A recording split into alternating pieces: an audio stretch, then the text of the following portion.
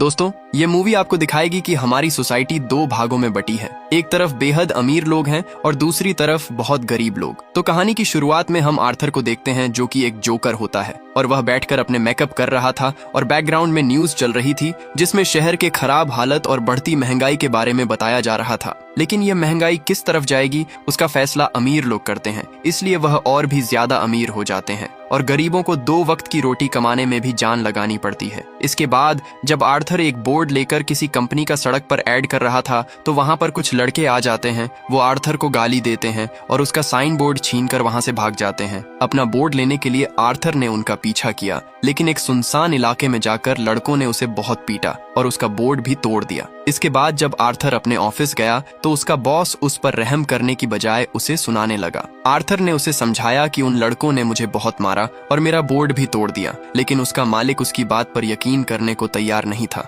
Arthur ने उसे बहुत समझाया, लेकिन उसके मालिक ने कहा कि अगर वो साइन बोर्ड वापस नहीं लाया तो उसके पैसे उसकी सैलरी से काट लिए जाएंगे। उसकी इन सब बातों से आर्थर बहुत ज्यादा दुखी हो गया और एक जगह बैठकर रोने लगा। इसके बाद उसका एक साथी रैंडल आर्थर से उन लड़कों के बारे में बुरा बोलता है कि उन्हें सबक सिखाना चाहिए, लेकिन आर्थर ने कहा कि कोई बात नहीं, वह सिर्फ बच्चे थे। तब रैंडल ने उसे एक गन दी और कहा कि इसे अपने पास रख लो, तुम्हारी सेफ्टी के लिए काम आएगी। तब आर्थर ने बिना कोई सवाल किया उसे अपने पास रख लिया। इसके बाद आर्थर एक साइकोलॉजिस्ट के पास जाता है, क्योंकि उसे एक ऐसी बीमारी है जिसमें वह बिना वजह के जोर जोर से हंसने लगता है, क्योंकि बचपन में उसके सर पर चोट लग गई थी। यहाँ हम देखते हैं कि वह अपने इलाज के लिए सोशल सर्विस के डॉक्टर पर निर्भर है और वह अपनी बीमारी से इतना दुखी था कि वह डॉक्टर को उसकी डोज बढ़ाने के लिए कहता है, लेकिन वह पहले से ही बहुत सारी दवाई ले रहा था। फिर वहां से लौटते वक्त वह बस में एक उदास बच्चे को देखता है और उसे हंसाने के लिए अलग अलग तरह के चेहरे बनाता है, जिससे हमें पता चलता है कि वह बहुत ही अच्छा इंसान है। लेकिन उस बच्चे की माँ उसे गलत समझ लेती है और उसे गुस्से में कहती है कि वह उसके बच्चे से दूर रहे।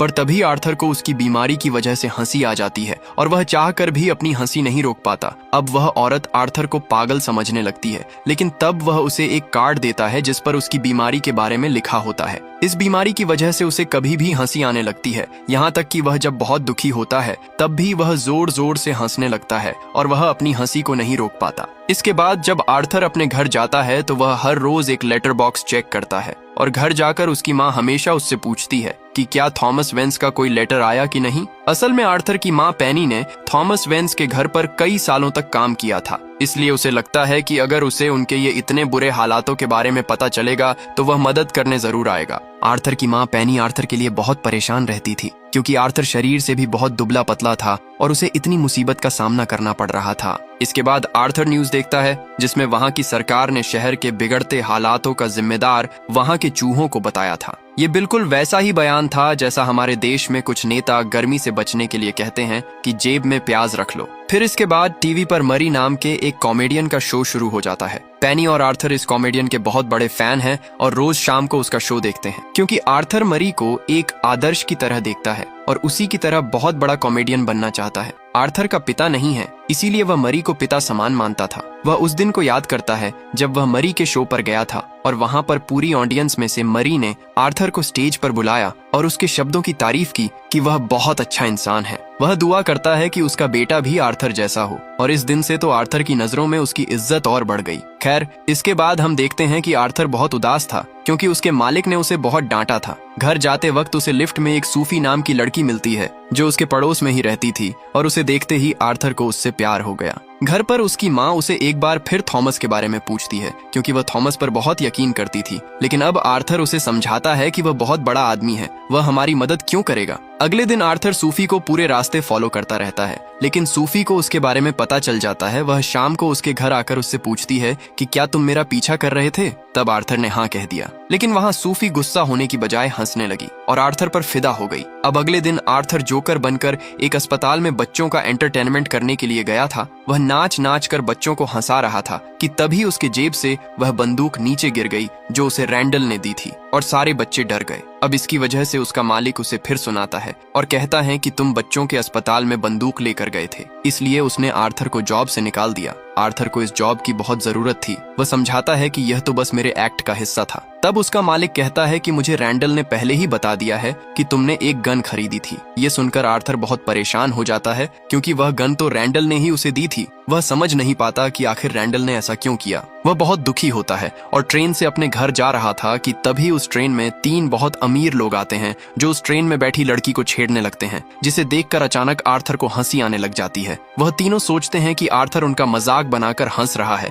इसीलिए वह तीनों मिलकर उसे पीटने लगे। वह उन्हें समझाने की कोशिश करता है कि यह उसकी बीमारी है, लेकिन वह तीनों उसे बोलने का मौका नहीं दे रहे थे। इसीलिए आर्थर ने वह बंदूक निकाली और तीनों को जान से मार दिया। आर्थर डर कर वहां से भागने लगा और एक पब्लिक बाथरूम में जाकर छुप गया। लेकिन यहाँ हम देखते हैं कि आर्थर को डर नहीं लग रहा था, बल्कि वो तो खून करने के बाद बहुत अच्छा महसूस कर रहा था। इस मर्डर को एंजॉय करने के लिए आर्थर नाचने लगा, जिसे ये पता चलता है कि उसे समाज ने इतना सताया कि वह एक साइकोपैथ बन गया है। इसके बाद न्यूज में थॉमस वेंस का इंटरव्यू आता है, क्योंकि वह मारे गए तीनों लोग उसी की कंपनी के थे और थॉमस उन तीनों को बहुत अच्छा इंसान बताता है। वह कहते हैं कि पता नहीं पब्लिक उस जोकर का सपोर्ट क्यों कर रही है, बल्कि वह तो मास्क के पीछे छुपा हुआ एक डरपोक अपराधी है। यहाँ पर आर्थर खुद को गरीबों का मसीहा समझ रहा था, क्योंकि लोग अब उसे पसंद कर रहे थे। इसके बाद वह साइकोलॉजिस्ट से मिलने जाता है, जहाँ पर वह उसे बताती है कि यह हमारी आखिरी मुलाकात है, क्योंकि सरकार ने सोशल सर्विस के बजट को काम कर दिया है, इसलिए गरीबों की दवाई और इलाज में हम लोग कुछ नहीं कर पाएंगे।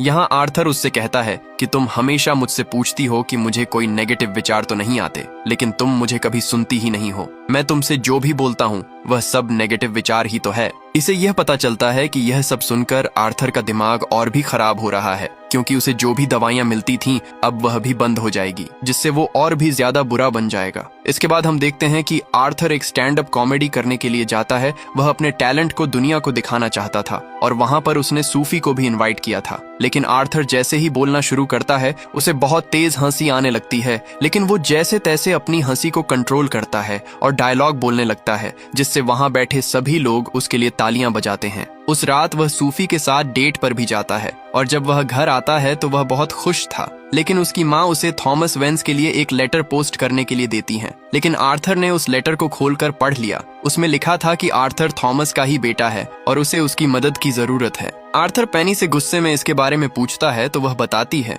कि जब वह उसके घर में काम करती थी तब वह और थॉमस प्यार करते थे, लेकिन पेनी छोटे घर की थी, इसीलिए उसे यह सब छुपाना पड़ा। इसके बाद वह थॉमस के घर जाता है, जहां गेट पर वह थॉमस के बेटे ब्रूस को देखता है और उसे हंसाने की कोशिश करता है। तभी वहां पर इस अल्फ्रेड नाम के आदमी ने आकर आर्थर को उससे दूर किया। आर्थर ने उसे बताया कि मैं एक अच्छा इंसान हूँ और मेरी माँ ने यहाँ पर 30 साल काम किया था। आर्थर उससे कहता है कि मुझे थॉमस से मिलना है, लेकिन वह आदमी उसे वहां से जाने के लिए कहता है। तब वह उसे बताता है कि मैं जानता हूँ थॉमस मेरे पिता हैं, मेरी माँ पेनी है। तब वो आदमी कहता है कि तुम्हारी माँ पेनी एक पागल है और उसने यह बकवास कहानी बनाई है। यह सुनकर आर्थर ने उसका गला पकड़ लिया, लेकिन वह फिर वहां से भाग गया। घर जाकर वह देखता है कि उसकी माँ को एम्बुलेंस से अस्पताल ले जा रहे हैं, क्योंकि उन्हें अटैक आया था, इसीलिए वह बहुत परेशान हो जाता है। कि तभी वहां पर 2 डिटेक्टिव आते हैं जो उससे ट्रेन में हुए 3 मर्डर के बारे में पूछते हैं। लेकिन आर्थर कहता है कि मुझे इसके बारे में कुछ नहीं पता। उसे पता चलता है कि जब इन डिटेक्टिव ने उसकी माँ से यह सवाल पूछे थे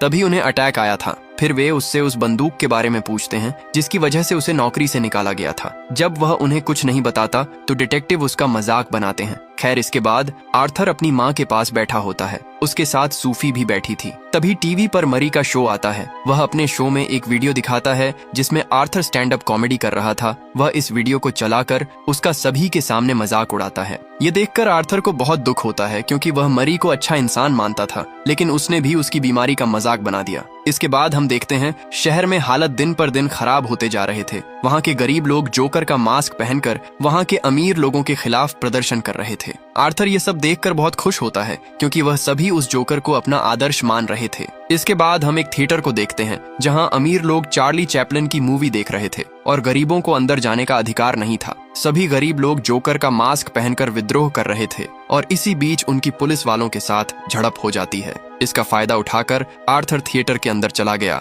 जहां उसकी मुलाकात थॉमस से होती है। वह थॉमस को बताता है कि मैं आपका और पेनी का बेटा हूँ, लेकिन थॉमस उससे बहुत ही बुरी तरह बात करता है और कहता है कि तुम्हें गोद लिया गया था और तुम्हारी माँ पागल है और बचपन में तुम्हें भी मेंटल अस्पताल भेजा गया था। ये सुनकर आर्थर गुस्सा हो जाता है और कहता है तुम अमीर लोगों की प्रॉब्लम क्या है। तभी थॉमस उसे एक मुक्का मारकर कहता है कि अगली बार मेरे बेटे को छुआ तो मैं तुम्हें जान से मार दूंगा। इसके बाद घर आकर वह इतना ज्यादा टूट चुका था कि उसने फ्रिज का सारा सामान बाहर निकाला और खुद उसमें बैठकर गेट लगा लिया। इसके बाद आर्थर को एक फोन आता है जिसमें एक लड़की कहती है कि मरी अपने शो पर आपको गेस्ट के रूप में इनवाइट करना चाहते हैं क्योंकि आपकी वजह से हमारे चैनल की टीआरपी बढ़ गई है, क्योंकि उन्होंने टीवी पर आर्थर का वीडियो दिखाया था। इसके बाद आर्थर उस अस्पताल में जाता है जहां उसे बचपन में रखा गया था। वहां पर आर्थर एक स्टाफ से अजीब सी बातें करने लगा। वह कहता है यहाँ सब पागल है या क्रिमिनल भी है। वो यह भी कहता है कि मैंने ही 3 लोगों को सबवे में मार दिया था और इस बात का मुझे जरा सा भी अफसोस नहीं है।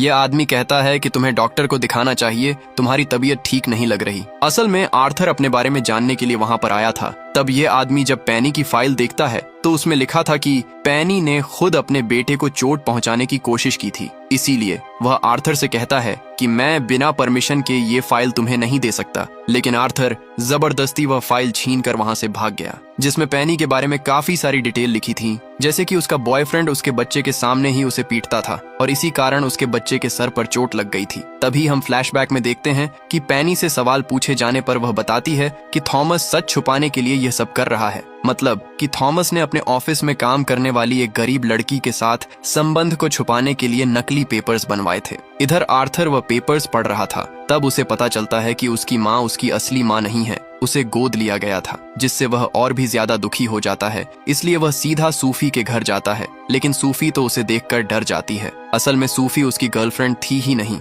अभी तक जो समय आर्थर ने उसके साथ बिताया था वह सिर्फ उसकी कल्पना थी, और वह भी उसकी कल्पना थी जिसमें मरी ने उसे स्टेज पर बुलाकर उसकी तारीफ की थी। इसके बाद आर्थर अपनी माँ से मिलने अस्पताल जाता है और उसे अपने ही हाथों से मार डालता है। फिर घर आकर वह मरी के शो में जाने के लिए एक जोकर का मेकअप करने लगता है। तभी उसके घर पर रैंडल और गैरी आते हैं जो कभी उसके साथ काम किया करते थे। वो उसकी माँ के मरने पर उसे तसल्ली देने आए थे। यहाँ पर रैंडल आर्थर से सबवे में हुए 3 मर्डर और पुलिस की पूछताछ के बारे में उससे पूछता है, लेकिन आर्थर जानता था कि रैंडल ने ही उसकी जिंदगी खराब कर दी, इसलिए वह बड़ी बेरहमी से रैंडल को मार देता है। लेकिन आर्थर गैरी को वहां से जाने देता है। जाते समय वह उसे कहता है कि सिर्फ तुम ही थे जिसने मेरे साथ अच्छा व्यवहार किया। इसके बाद वह पूरी तरह जोकर के गेटअप में तैयार होकर मरी के शो में जाने के लिए निकलता है। रास्ते में वह डांस करते हुए सीढ़ियों से उतर रहा था कि तभी पीछे से इन डिटेक्टिव ने उसे आवाज लगाई, जिन्हें देखकर आर्थर वहां से भागने लगा। वह भागते हुए एक ट्रेन में चढ़ गया जहां पर जोकर का मास्क पहनकर बहुत सारे लोग प्रदर्शन कर रहे थे। उसे भीड़ में डिटेक्टिव आर्थर को नहीं ढूंढ पा रहे थे। तब गलती से डिटेक्टिव से गोली चल गई, जिससे एक प्रदर्शनकारी मर गया और गुसाई भीड़ ने उन डिटेक्टिव को पीटना शुरू कर दिया और आर्थर बड़े आराम से वहां से निकल गया। इधर आर्थर अपने मेकअप रूप में न्यूज देखता है कि 2 डिटेक्टिव बहुत गंभीर रूप से घायल हो गए हैं। तभी उसके पास मरी आता है। वह उसे जोकर के गेटअप में देखकर पूछता है कि क्या तुम भी प्रोटेस्ट कर रहे हो। आर्थर कहता है ये तो बस मेरी पहचान है। तब आर्थर उससे रिक्वेस्ट करता है कि जब वह उसे स्टेज पर बुलाए तो उसे जोकर के नाम से बुलाए। इसके बाद शो स्टार्ट होता है। वहां मरी उससे उसकी जोकर के गेटअप का कारण पूछता है। तब आर्थर बताता है कि यह तो सिर्फ लोगों को हंसाने के लिए है। तभी वह लोगों को हंसाने के लिए अपनी डायरी में से एक जोक सुनाता है जो काफी डार्क था, जिस पर कोई भी नहीं हंसता। मरी उससे कहता है कि यह कोई हंसने वाला जोक नहीं है, बहुत ही सीरियस बात है। तभी आर्थर उसे बताता है कि जो सबवे में 3 मर्डर हुए थे वह भी मैंने ही किए थे, क्योंकि वह उसी के लायक थे। लेकिन उनका मरना भी एक जोक था, क्योंकि थॉमस ने टीवी पर आकर कहा कि वह लोग अच्छे हैं, लेकिन अगर मैं मर जाऊं तो किसी को कोई फर्क नहीं पड़ेगा। वो ये भी बताता है कि यह समाज बहुत घटिया बन गया है। गरीबों को रोज परेशान किया जाता है, लेकिन अमीरों की परेशानियां सरकार अपने सर आंखों पर रखती है। ये दुनिया सिर्फ अपने फायदे के लिए काम करती है, और तुमने भी तो मरी अपने फायदे के लिए मेरा वीडियो चलाकर मेरा मजाक बनाया। उसकी यह बात खत्म होते ही आर्थर ने बीच शो में ही मरी को गोली मार दी, जिससे वहां पर दहशत का माहौल बन गया। इसके बाद जब पुलिस आर्थर को ले जा रही थी तब वह देखता है कि शहर के हालात और बेकाबू हो गए थे। लोग जोकर के पकड़े जाने पर भारी तादाद पर सड़कों पर उतर आए। ये देखकर आर्थर को अच्छा लग रहा था। तभी जोकर के सपोर्टर एक गाड़ी से आकर पुलिस की गाड़ी में टक्कर मारते हैं और आर्थर को पुलिस से आजाद कर देते हैं। इसके बाद आर्थर एक गाड़ी पर खड़ा होकर अपने खून से मुंह पर स्माइल बनता है, मतलब वह बहुत खुश था कि लोग उसके सपोर्ट में आ गए हैं और उसे अपना हीरो मान रहे हैं। इसके बाद हम देखते हैं कि थॉमस अपनी वाइफ और अपने बच्चों के साथ थिएटर से बाहर निकल रहा होता है कि तभी एक आदमी जोकर का मास्क पहनकर आता है और थॉमस और उसकी वाइफ को गोली मार देता है। इसके बाद हम आर्थर को एक मेंटल अस्पताल में साइकेट्रिस्ट के सामने बैठा हुआ देखते हैं। वह उसके सामने बहुत ही खुश नजर आ रहा था। ऐसा लग रहा था कि वह लोगों को मारकर बहुत ही सुकून महसूस करता है। साइकेट्रिस्ट उसकी इस मुस्कान को समझ नहीं पाती। इसके साथ यह बेहतरीन कहानी खत्म हो जाती है। दोस्तों, ये कहानी आपको कैसी लगी कमेंट करके जरूर बताना, और क्या आप इसे जुड़ी हुई और कहानी सुनना चाहते हो? तब तक के लिए अपना ध्यान रखें, खुश रहें और चैनल को सब्सक्राइब करना ना भूलें।